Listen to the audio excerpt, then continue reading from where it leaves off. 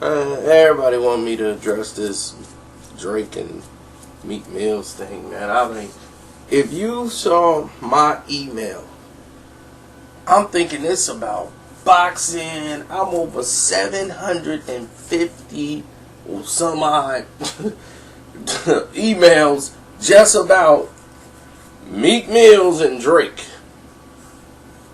Like, what's really going on about Meek Mills and Drake? Can you please make that video? I'm like, do you want a video on that? Now, here's the news, okay? Meek Mill's upset at Drake because Drake didn't show up to his album release party or whatever. And that's what he really upset about. He thought Drake was his homie. Like, man, Drake, you my homie, man. With Drake, it's all business. He probably was busy or didn't give a damn about showing up in the first place. I mean, really, who are you? That's what it really come down to. Then it comes out when the album is released, you know, and Drake didn't retweet his album. Like, go get Meek Mill's album. So Meek felt a certain way about that. So he comes and creates this entire lie that somebody was actually really thinking about him. And was like, don't compare me to none of these rappers. Don't compare me to Drake. We like, huh? Raise your hand if you listening to this video if you ever heard Drake and thought about Meek Mills. Like they were similar to be compared to. At any time in life. One's light skinned, one dark. They don't even look the same. I don't even think they wear the same type of jewelry. They don't even talk about the same thing. So I don't know how Meek Mill can compare himself to Drake.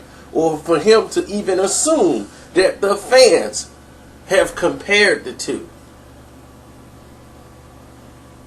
It's only in Meek Mill's mind that this existed. But he uses the public to say, oh, don't compare me to such and such. That's like me coming out here telling y'all, don't compare me to Floyd Mayweather.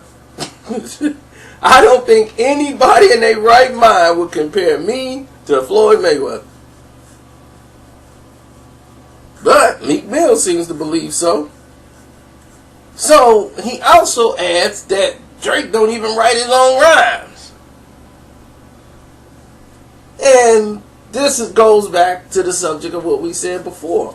When people collaborate on songs, because he's going to bring up Quentin Miller, the guy who co-wrote some of the songs with Drake. Who Drake gives credit to for co-writing some of the songs on his album. Because that's what you do. So he's not a ghostwriter if he's being credited. They collaborated on the song, so he's getting album credits. So you're not a ghostwriter when you're getting paid. A ghostwriter writes the rhyme, gets one check, and he's out the door. He's getting his album credits for it. He's getting credited for helping come up with the album. See, when you collaborate with someone, that's what it's like. They collaborating on ideas to come up for the album. They're working on an album. Who the hell he think wrote for Nicki Minaj? Oh, Nicki wrote her own raps? No, Nicki wrote her own rhyme, but she collaborated with Safari. She collaborated with Drake. They get the ideas on where the direction of the song wants to go. So if you help somebody make this is like 50 Cent in Game. He didn't write Game's lyrics, but he wrote the track. He wrote the hook. If somebody write the hook and say, hate it or love it, oh, okay, you can easily follow that. Because now you know the direction of the song. You know where the song is going. It's called collaborating on a song. So if somebody collaborates with you and he gave them the respect of giving them album credits, that's what you're supposed to do. Musicians do that all the time. Like we said, your boy Jay-Z made a career out of doing it. And sometimes he stole J. Cole's song, put J. Cole as a featured artist. But Meek Mill is doing this because his album, he doesn't have that second single. You know how you need that 2-hit single? He had the one single out there and his album shot to #1. Now it's going, and nobody's talking about it. So instead of coming out with another single, he comes out with this. So congratulations to Meek Mill.